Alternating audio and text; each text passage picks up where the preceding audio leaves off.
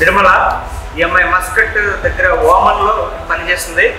అయితే ఈ 2 సంవత్సరాల క్రితం విజిట్ వీసా మీద అక్కడికి వెళ్ళడం, తర్వాత అక్కడ దిగిన వెంటనే ఈ అమ్మాయి పాస్పోర్ట్ హ్యాండ్ ఓవర్ చేసుకోవడం, అక్కడ చిత్ర హింసలు పెట్టడం ఇట్లా జరిగింది.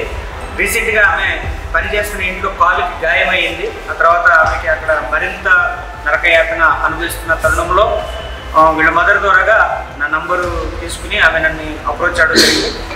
అయితే ఈమె నన్ను అప్రోచ్ అయిన తర్వాత కేవలం 10-15 రోజుల్లో మేము చాలా సీరియస్గా వర్క్ చేసి అక్కడ మస్కట్లో ఉన్నటువంటి బొత్తు నాగరాజు గారు అలాగే రాజ్యలక్ష్మి గారు వారి సహకారంతో మస్కట్ ఎంబసీ సహకారం, ముఖ్యంగా అది వర్ణనాతీతము, వాళ్ళు చాలా సహకారం అందించారు. వారి యొక్క సహకారంతో ఈ అమ్మాయిని ప్రాణాలతో ఇండియాకి తీసుకురావడం జరిగింది. అలాగే అక్కడ ఇంకా సుమారు 15 మంది అతి భయంకరమైనటువంటి ఇబ్బందికరమైనటువంటి పరిస్థితుల్లో ఉన్నారు. త్వరలో వాటిని కూడా తీసుకొచ్చేటటువంటి ప్రయత్నం చేస్తాము.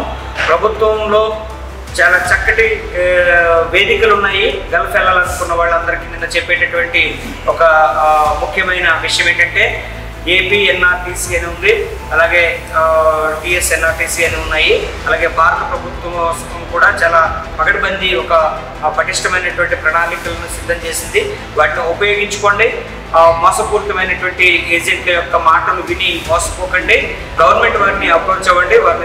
వారు మిమ్మల్ని సురక్షితంగా మీరు వెళ్ళాలనుకున్నటువంటి దేశానికి పంపిస్తారు. అక్కడ మీ పని కూడా సక్రమంగా ఉందా లేదా అనేది మీరు గవర్నమెంట్ వారు సహకరిస్తున్నారు.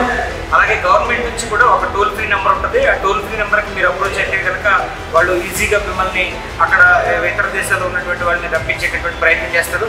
ఏం భయపడకండి, ఎందుకంటే ఆ అక్రమమైనటువంటి మార్గం ద్వారా మేము మళ్ళీ ప్రభుత్వాన్ని అప్రోచ్ అయితే ఇబ్బంది అవుతుందేమోనని అనుకోకండి. ప్రభుత్వాన్ని అప్రోచ్ అవ్వండి. ప్రభుత్వం ఉన్నటువంటి వ్యవస్థను పరిపూర్ణంగా మీరు వినియోగించుకోండి.